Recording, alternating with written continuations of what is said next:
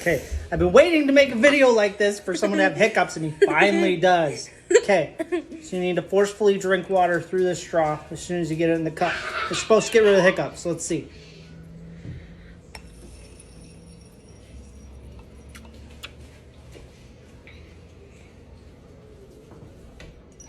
Did it work?